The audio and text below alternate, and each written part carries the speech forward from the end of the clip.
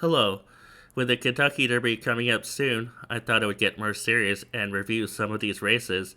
I can't promise I'll do this next week, but for this week, or last weekend, I'll review the three prep races. In any case, let's start off with the Arkansas Derby featuring Timberlake versus Muth. And the interesting part about this race is that Timberlake did not wait to move. As we see here after the first turn, Timberlake just goes straight to the lead, and Muth on the outside follows him. Muth is going to go in even terms for a little bit, but Timberlake starts to edge clear just a little bit as they approach the half mile pole. And Timberlake has a half length lead over Muth, and you can see Just Steel is on the outside in the white blinkers. And I wonder how much that move took out of him to go straight to the front rather than wait in a stalking position. How much did that take out of Timberlake? Because I did say his pedigree was great for going longer. Pedigree doesn't take into account when a jockey decides to use an aggressive strategy. And you can see here Muth is starting to take over. He has the lead here. Timberlake, he's still in the picture, but he's getting tired. And you can see Just Steel is right behind them. Just Steel is going to run well in this race, but he's not going to catch Muth. Now Timberlake is tired, and the jockey is using the whip, but he's not responding. Muth is drawing clear. He's not eligible for the Kentucky Derby, so this would be a Preakness prep race, if anything. And Just Steel is going to run really well. He's drawing clear of Timberlake. I thought Muth ran well. I thought Just Steel ran well. And Mystic Dad did come on late for third, but I don't know if he ran well. I mean, he might need a sloppy track to run his best. It was a disappointing effort for Timberlake. Maybe he's not Derby material.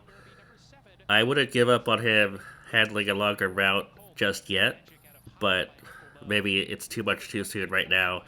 Now let's take a look at the Florida Derby. Fierceness broke better this time. He did not get into any traffic problems, and he just crossed over gradually into the three path.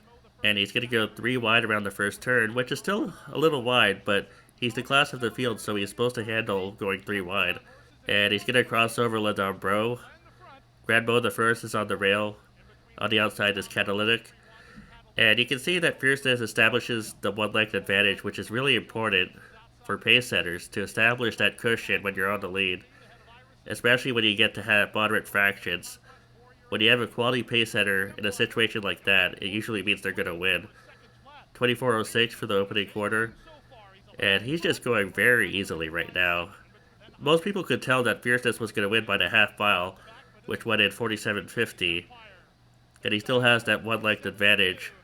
And Hades is near the back of the pack. He's struggling. That break didn't help him at all, and he probably couldn't handle the faster fractions because remember, he went 25 and 50 last time. In any case, Fierceness is opening up, and he's going very easily still, and he's being asked, but not really. He's just doing it on his own. And Catalytic will run well. Catalytic has little experience coming into this race, but he's going to run well to hold second. So Fierceness ran extremely well, and he looks like a superstar. I can't say enough good things about his Florida Derby win. He looks like the type of horse that could crush them in the Kentucky Derby, and potentially go on to win the Triple Crown, although Todd Pletcher does not have a good record with Kentucky Derby winners who go on to the Preakness.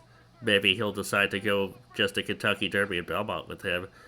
In any case, Fierceness looks like a superstar. As for Hades, he didn't respond to Paco Lopez when he came out of the gate, so I believe there aren't that many excuses for his effort. And my choice, Frankie's Empire, broke slowly as well, and he just had a really bad trip traveling on the outside from there.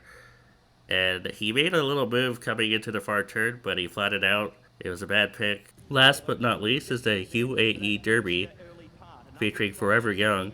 And you can see here, Forever Young is in the red and white blinkers. His jockey is wearing mostly red and white pants, and he's on the outside, and he's traveling wide around that turn. And normally that's not where you want to be when you're racing on Maiden, a track that favors speed. But Forever Young is now moving up. He's moving beside the leader right here. And he's going to switch lead right there. And the jockey is asking him. And Forever Young responds. The jockey is using the whip, which is fine. He only uses it a couple of times. Forever Young and that other horse on the inside, they're separated from the field, so it's fine that he doesn't have a big margin win because the two horses up front were separated by a large margin from the third horse, and Forever Young wins again overseas in the Middle East. And you have to take him seriously in the Kentucky Derby, but there is that streak.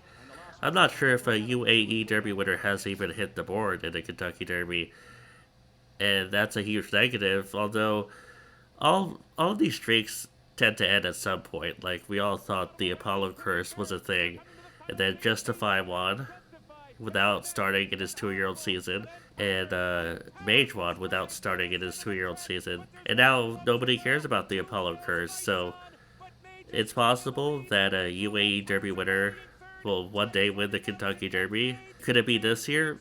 I think if Fierceness breaks well, the rest of the horses are running for second. But otherwise, if Fierceness does not break well, the race is wide open, and maybe Forever Young can get lucky.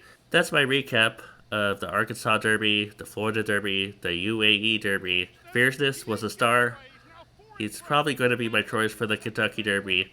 I'm not too worried about the fact that he sometimes does not run well. I think if he breaks clean and he gets sent to the front and doesn't worry about the fractions, just go to the front, then he's going to win. I think he can handle fast fractions. Just go to the front and the race will be over. But I understand if others don't feel that way. So we'll see. I still have to watch the last few prep races. Thanks for watching.